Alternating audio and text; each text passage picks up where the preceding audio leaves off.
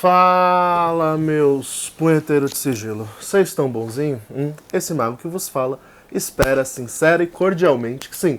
Antes de mais nada, o mago queria pedir desculpas, porque sim, eu sei que tem gente que conta com os vídeos para entreter a semana, para aprender, para preencher as lacunas e as dificuldades da semana que tem. E o mago não pôde entreter vocês na semana passada. Eu tive com familiares aqui em casa e tudo mais. E infelizmente foi um caos, eu não consegui, a semana foi aquele rebuliço e não deu pra gravar vídeos. Então por isso, o mago pede perdão por deixar vocês uma semana inteira aí, sem vídeos. Tirando isso, seja muito mais que bem-vindo a seu canal de Monge Mago. Esse que vos fala se chama Wellington e o canal se chama de Monge Mago porque fui monge, hoje sou mago. Caso esteja chegando agora, já considere ser um punheteiro de sigilo. E o que precisa ser, o que precisa para ser um punheteiro de sigilo? Curtir, comentar, se inscrever no canal, ativar o sininho de notificação e papocar comentário nesse conteúdo aqui, que é polêmico. Vamos lá pro conteúdo de hoje, que é o nosso quadro de sexta-feira que a gente faz ou a cada quinzena, ou de tempos em tempos, né, que é esse do cinema, a magia. E hoje o mago vos quer trazer, nossa, eu tenho tanto contato com o anjo que tô falando já robuscado já. E o mago quer trazer para vocês, então, esse conteúdo que é polêmico, porque muita gente viu esse filme e saiu do cinema sem entender absolutamente nada e acabou odiando o filme por não ter entendido.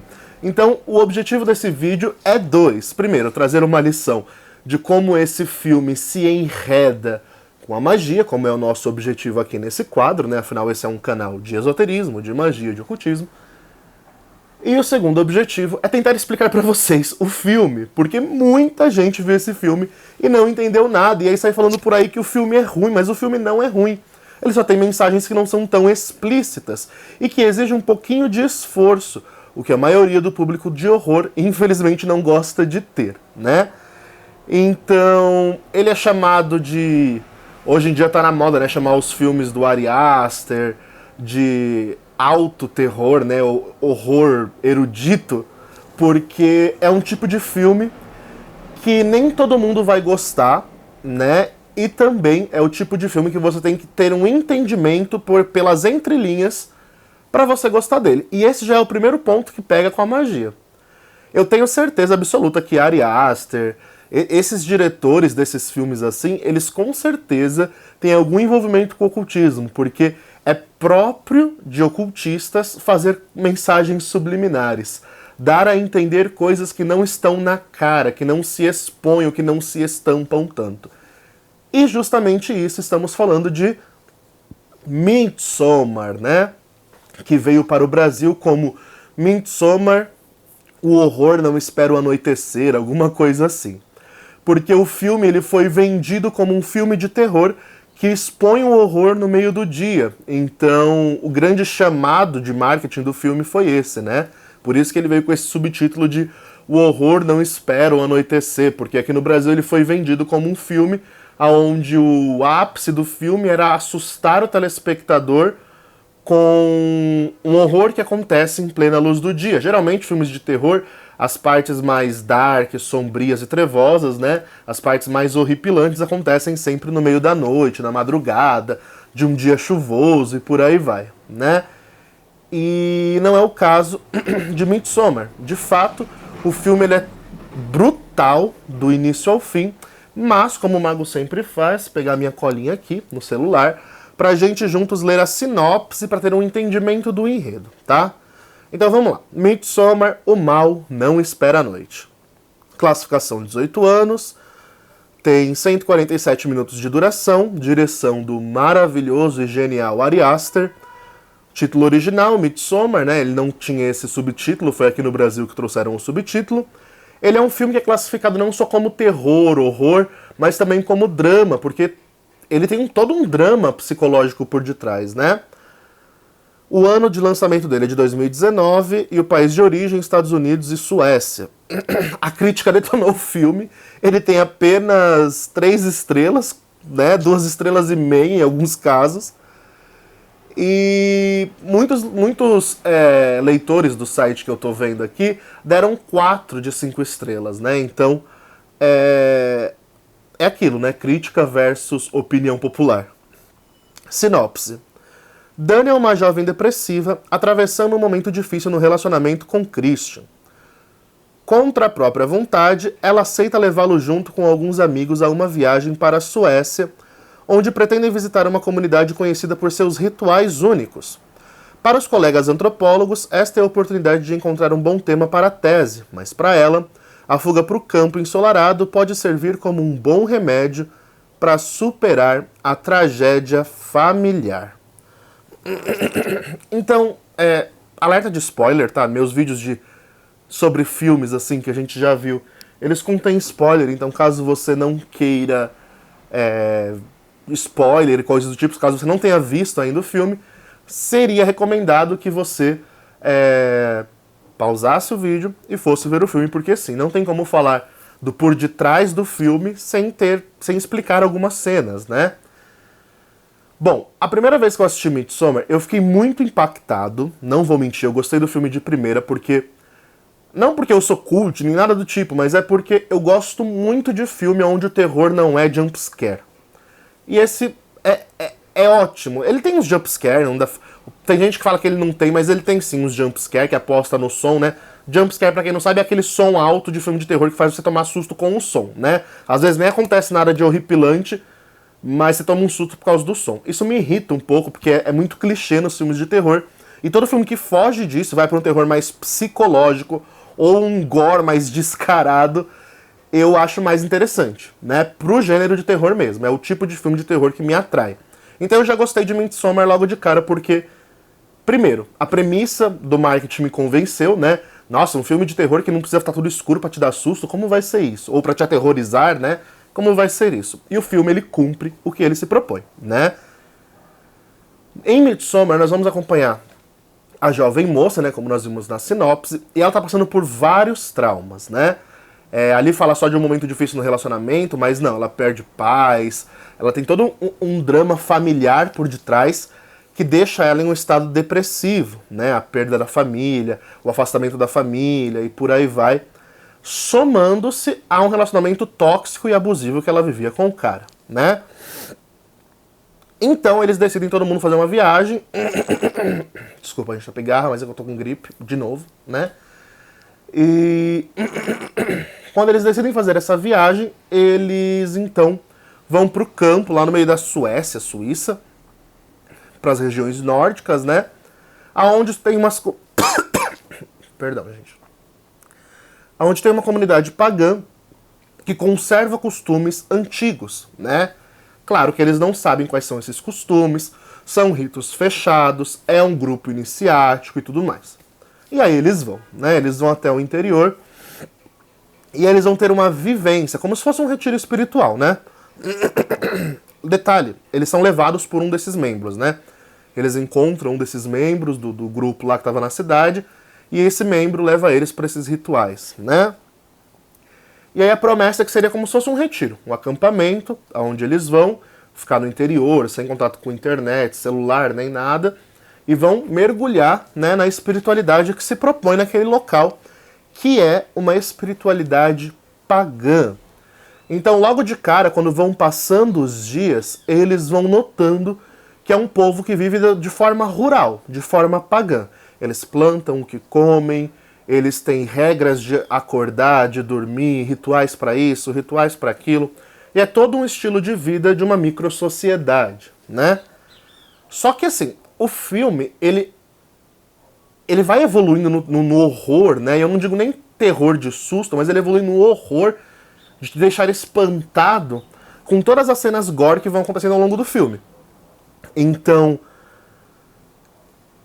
eles percebem logo de cara que para essa comunidade o sacrifício humano é algo comum, é algo aceito, é algo de boa. Logo no início do filme nós vamos ter um ritual, né, aonde eu não vou dar muito spoiler, mas aonde um dos membros mais antigos da comunidade vai e se oferece como sacrifício para os deuses e tudo mais.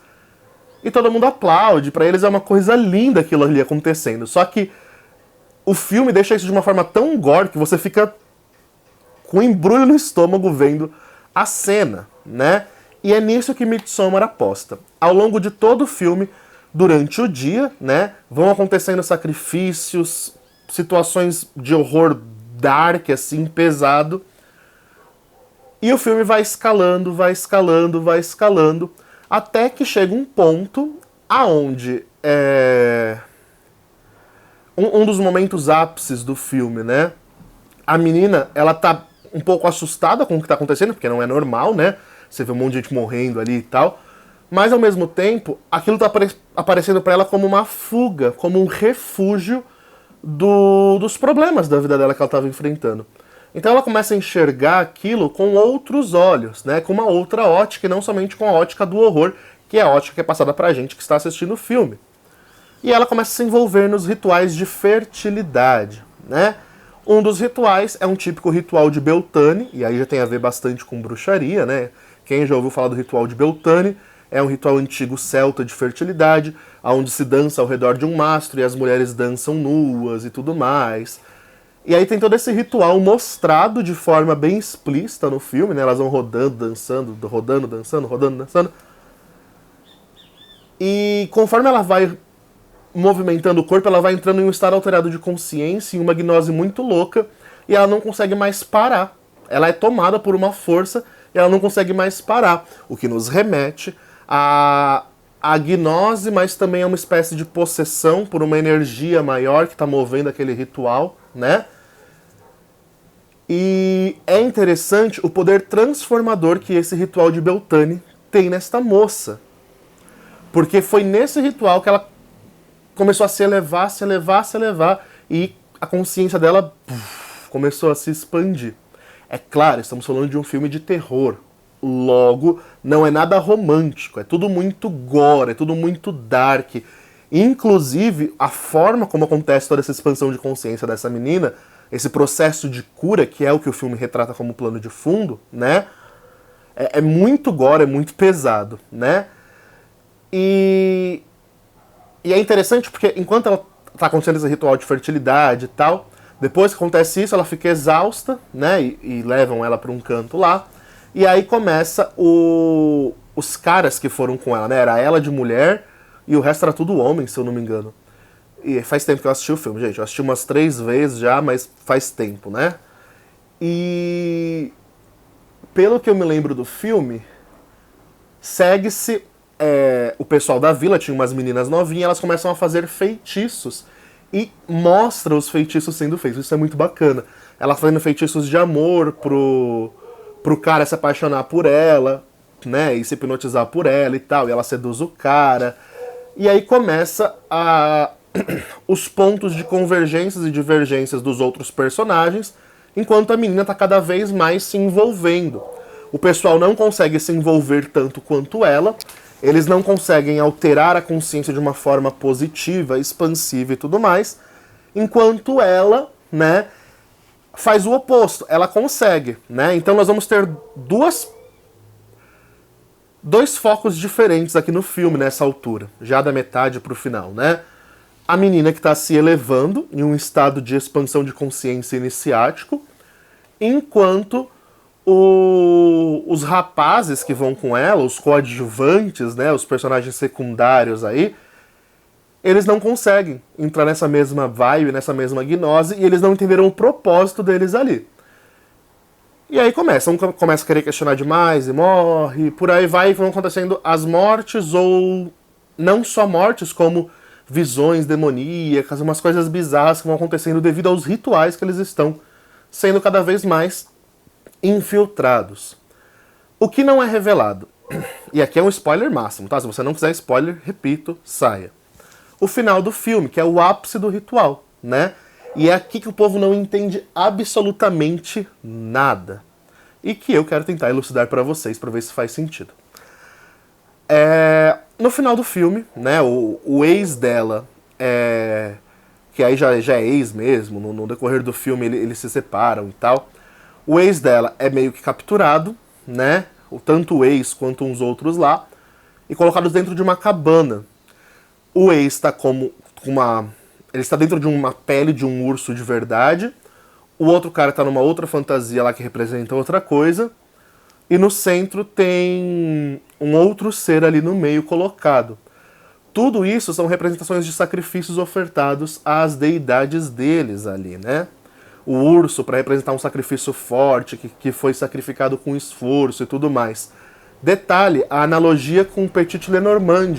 Se vocês não sabem, no baralho cigano, Petit Lenormand, a carta do urso representa, geralmente a nível relacionamental, relacionamentos tóxicos, abusivos, alguém que tem um autoritarismo ou uma presença que oprime alguém, né?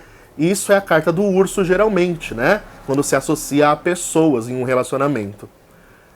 O fato do cara estar fantasiado de urso, sendo o ex da menina, né? É uma representação fidedigna da carta do urso do Petit Lenormand, né? É uma chave oculta de decifração aí. Outro momento marcante, antes de chegar no final, que é importante ressaltar, é o grande ápice da libertação da menina. Tem um momento que ela, nesse ritual de fertilidade, que é todo, o filme ele é baseado em todo um ritual de fertilidade que é feito ao longo de dias, né? Em um ápice desse ritual de fertilidade, ela se vê chamada à cópula, né? Ao desejo de ter relações.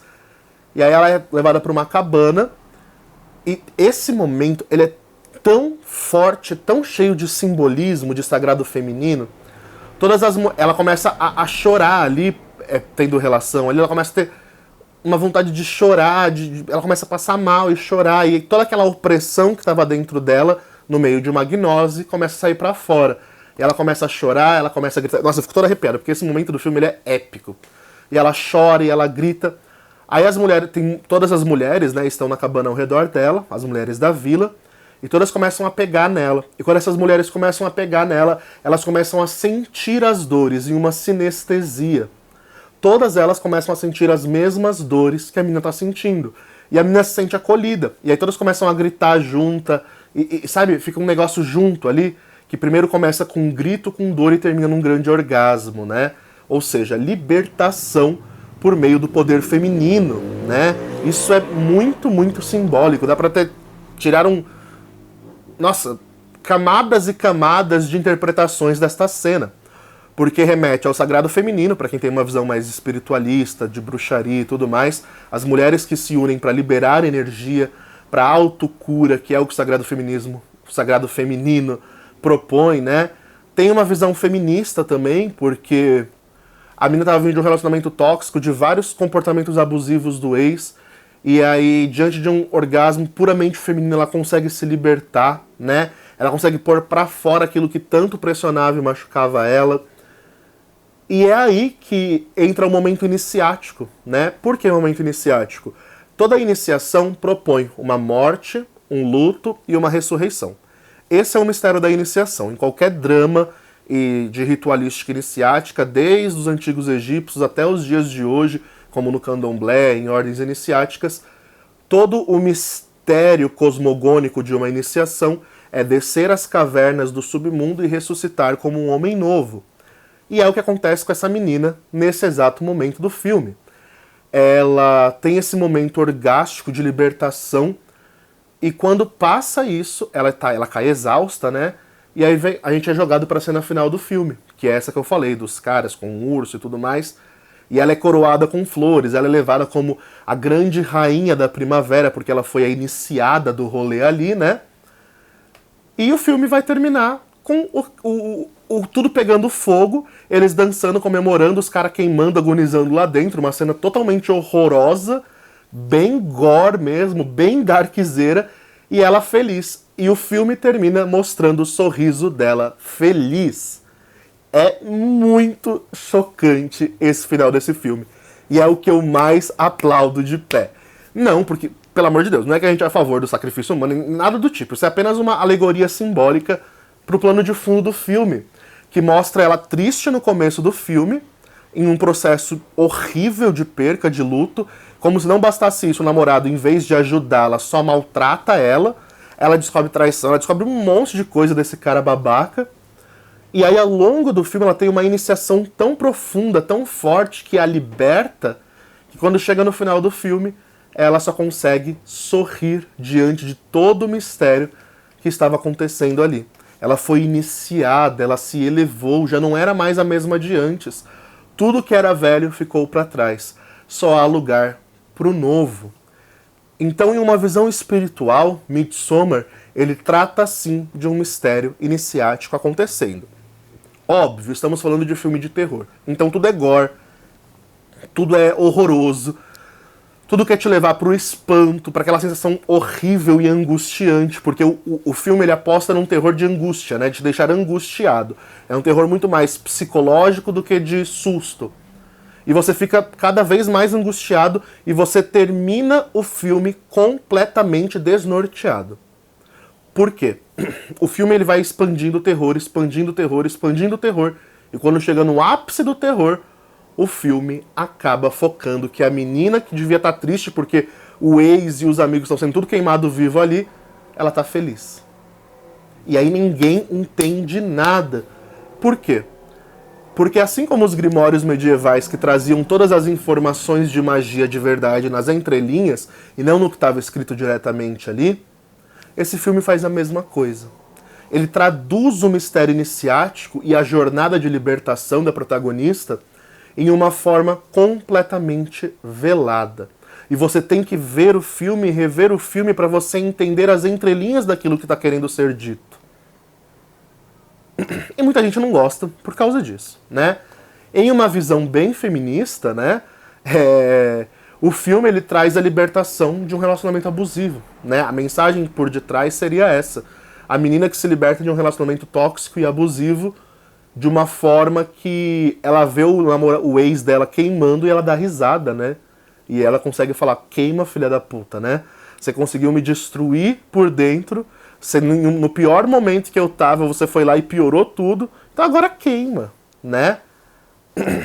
Então, numa visão feminista, todo o filme vai tratar da libertação de um relacionamento tóxico e abusivo. E aquele ápice que eu falei, onde ela está sendo iniciada pelas mulheres num momento orgástico de dor, sofrimento e prazer, numa visão feminista, seria um momento onde ela se liberta completamente do relacionamento tóxico e abusivo que ela tinha com o cara. E o filme deixa muito claro essa visão, tá? Isso não precisa ver tanto em entrelinhas, não. Isso o filme deixa muito claro. Se você observar ao longo do filme inteiro, é ela descobrindo que o ex não presta. Ao longo de todo o filme, né? Até que chega no final e ela conseguiu se libertar dele e tá feliz por isso, né? Essa é a mensagem de plano de fundo mais direta. Se você vê as críticas por aí, as explicações e teorias, todas vão atribuir um significado direto ligado a isso. Quem já tá manjando mais de uma visão nórdica, quem já manja mais dos Paranauê de magia, a gente consegue entender que, na verdade, é um rito de iniciação em pleno Beltane, né? Em pleno ritual de primavera, onde a fertilidade está no ápice. Então, claro, de uma maneira gore, de uma maneira bizarra, é mostrada uma mulher que passa do processo do luto, da morte interior, até a superação disso por meio de um ritual de iniciação, que dura vários dias, né? E outra coisa bonita, né, no filme é a exaltação do sagrado feminino. Isso é um ápice, assim. Todo o ritual de fertilidade, ele não foca no homem. Se você observar ao longo de todo o filme, o foco de todo o ritual é no sagrado feminino. É na exaltação da mulher. É na elevação da mulher como uma grande deusa, né? E é assim que aquele povo camponês via toda essa situação. Isso é muito bonito, né? Porque a gente tende a atribuir o machismo a esse povo, um povo mais rústico, né? E nesse caso, não. A mulher ela é exaltada e quem se lasca são os homens, né? Porque, na verdade, é o que deveria acontecer mesmo. E é isso. Então, Midsommar, pra mim, é um filme que surpreende muito. Só que, se você gosta de terror convencional, você vai odiar esse filme. Porque ele não deixa nada muito claro, muito explícito. Ele é tipo A Bruxa. É um filme mais cult mesmo, não dá pra negar. Porque você vai assisti-lo e do início ao fim você vai ser levado para um terror que se expande. Assim como na Bruxa. No ápice do terror, o filme acaba. Assim como na Bruxa. Então eu comparo muito os dois filmes porque o terror ele progride da mesma forma. Em Midsommar, de uma forma muito mais escrachada do que na Bruxa, né? Porque são propósitos diferentes. Mas em ambos, né, nós temos essa proporção expansiva do horror. Outra coisa interessante de Midsommar, ainda que é importante falar, é a simbologia no povo pagão. Eles são um povo pagão que usam as runas Futhark em seus rituais. Então você vai ver ao longo de todo o filme, se você pausar e tal, você vai conseguir perceber runas, sigilos rúnicos, beadruns, tudo isso colocado de forma explícita em pedras, pergaminhos e por aí vai. Logo, tende-se a crer que os deuses que aquele povo adorava eram deuses nórdicos, Thor, Odin, Freya, Freyr e por aí vai. Isso não fica muito claro, tá? Mas dá a entender que eles cultuavam os deuses nórdicos, os antigos deuses, né? O que tem muito a ver com o sacrifício humano, porque eu não sei se vocês sabem, os antigos vikings, né? Eles faziam sacrifícios humanos aos deuses e era algo super comum para o povo, né? Era até um sinal de honra em alguns casos. Então, faz muito sentido você entender a simbologia por detrás da construção do cenário ritualístico do filme, né? Porque ele traz uma simbologia muito real, né? Resgatando os primórdios da cultura dos antigos vikings, né?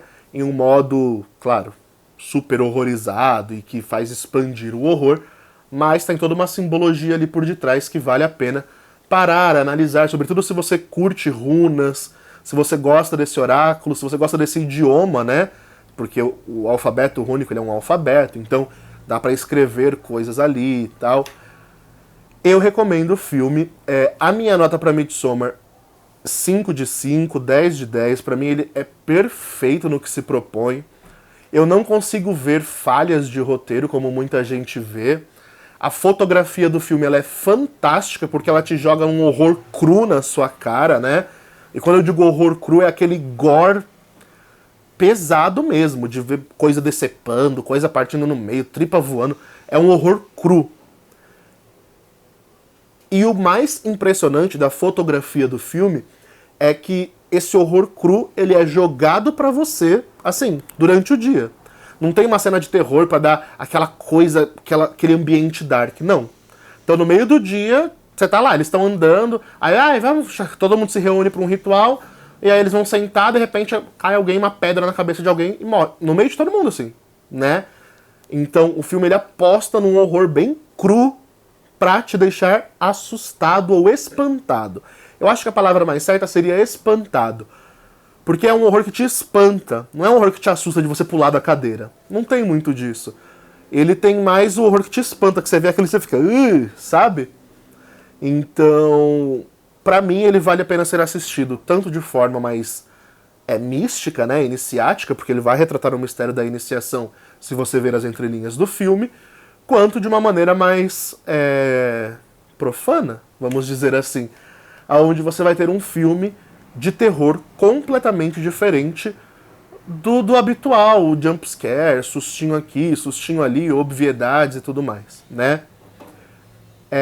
Se você for assistir Midsommar, eu quero pedir então que você, depois de assistir o filme, tendo visto esse vídeo, deixe aqui o comentário o que você achou depois que reviu, depois que reassistiu, foi a mesma visão, tirou algo diferente, prestou atenção em algum detalhe, o Mago aqui deixou escapar alguma coisa sobre o filme que vale a pena ser comentado? Comenta aí então, porque eu quero saber a sua opinião sobre Midsommar. Se você já assistiu o filme, opina aí. Se você assistiu e não gostou da primeira vez, reassista agora, porque eu tenho certeza que você vai ter uma visão completamente diferente do filme.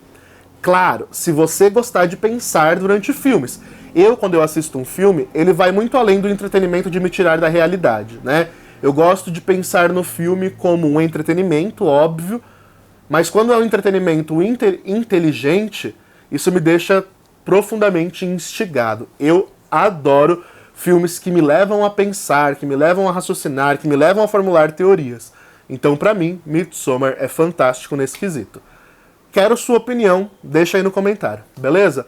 Meu povo, recadinhos do coração, mês de fevereiro iniciou, né? Esse vídeo vai no ar na sexta-feira, então mês de fevereiro iniciou, bem-vindo fevereiro, e com o mês de fevereiro volta o quê? As aulas. Também as aulas espirituais darão início. O que o mago está querendo dizer? Que estão abertas as vagas para a mentoria do ano de 2023 de magia cerimonial do mago. Mago, o que a gente aprende nessa mentoria? Vocês vão ser acompanhados de perto por mim. É um grupo seleto de pessoas, né? Não é para muita gente. Então vai ser no máximo 30 vagas, tá? No máximo. E quando eu digo no máximo, é no máximo mesmo.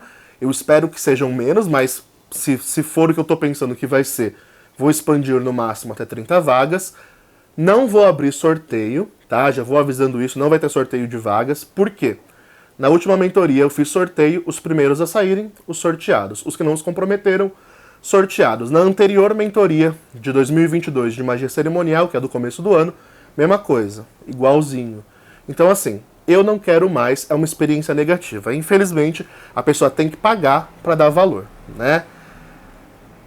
O que não deveria ser assim, né? Se você recebeu uma bolsa, você deveria valorizar muito mais. Só que, infelizmente, as pessoas não são assim. Então, eu não vou abrir exceções, tá? Se você quiser fazer a mentoria, você vai ter que pagar pela mentoria. A mentoria, você vai ser acompanhado de perto por meio de relatórios, grupo, aula, dúvidas que você pode tirar todo o tempo ali, por mim, que serei o seu mentor ao longo de um ano para mais, né? Por que eu digo isso? A turma anterior ainda não terminou, né?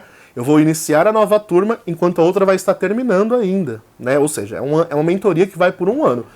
E você tem que ter compromisso. Então só entre na mentoria se você puder dedicar pelo menos meia hora a 45 minutos do seu dia para práticas diárias, todos os dias, durante um ano.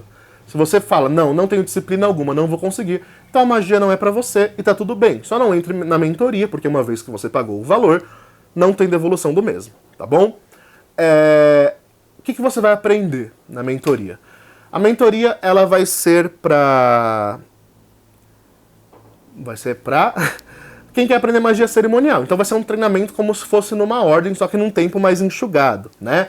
Nós vamos começar do básico, meditação, expansão da consciência, projeção da consciência, até chegar na parte ritualística, ritual, teste dos elementais e por aí vai, expandindo, chega no nome mágico e termina a mentoria aprendendo invocação e pantáculo e tudo mais, assentamentos, tudo no nível de magia cerimonial planetária, tá bom? Então começa do zero até a expansão na magia planetária. É bastante coisa, apesar de parecer algo simples, eu garanto que é puxado. Então se você estiver disposto, quer mudar sua vida, quer tornar a magia o centro da sua vida, eu convido você então aí a se juntar a nós. Mago, quanto custa? R$1.000, tá? Mago, fechado? Fechado. R$1.000 fechado. Esse valor só paga uma vez. Tem gente que acha que paga todo mês como uma faculdade. Não, você paga uma vez só, né, esse valor, e aí te dá direito à mentoria ao longo de todo o ano. Esse valor, ele é caro porque é uma vez só que eu cobro para mentorar você por mais de um ano. Se eu cobrasse R$100 por mês, né, daria mais do que eu tô cobrando, né? Então eu tô cobrando um valor bem enxuto, tá? Pra mentorar vocês durante um ano, que é um trabalho do caramba. Vocês acham que não? Mas é. Tanto a nível espiritual quanto mental, né? Então é R$1.000, não tem como pagar mensalidades, tá? Só se você parcelar, você pode parcelar em até 10 vezes e tudo mais, e aí você paga. Mas ou se paga no Pix, ou se parcela no crédito, tá bom? Não tem opção de pagar a cada mês. Já deixo isso claro, não adianta insistir porque não tem, tá bom? E é isso, meu povo. Também teremos rito coletivo no início desse mês. Não, no início desse mês não, no final desse mês. O rito coletivo de fevereiro é rito de... Carnaval tá aí, meu povo, então teremos rito de luxúria. Isso aí. Começamos o ano com a abertura de caminho, então que a grana entre. E agora, segundo mês do ano, o bom, né? A luxúria, o sexo, a putaria, que eu sei que é disso que vocês gostam. Então, tá aberta as vagas, custa R$100 a participação, fora materiais que tem que providenciar e tudo mais, pro rito coletivo do mês de fevereiro, que nós trabalharemos com Daimon, né? Luxúria eu gosto mais de fazer com Daimon do que com Anjo. No demais, caso você esteja precisando de uma leitura oracular, um conselho das cartas, do tarô, da bola de cristal, A agenda do Mago de Fevereiro já está aberta para consultas, tanto para consultas, né, oraculares como tarô, baralho cigano, runas, bola de cristal, oráculo de Hecate, quanto para rituais individuais. O mago também faz rituais individuais. Custa um valor justo, que muitos consideram caro, mas é porque é muito trabalho fazer um ritual para uma pessoa só, tá bom? Então, caso você queira e tenha condições, chame que a agenda do mago está aí, aberta. No mais, meu povo, fiquem bem. Acredite na magia que existe dentro de você. E falou!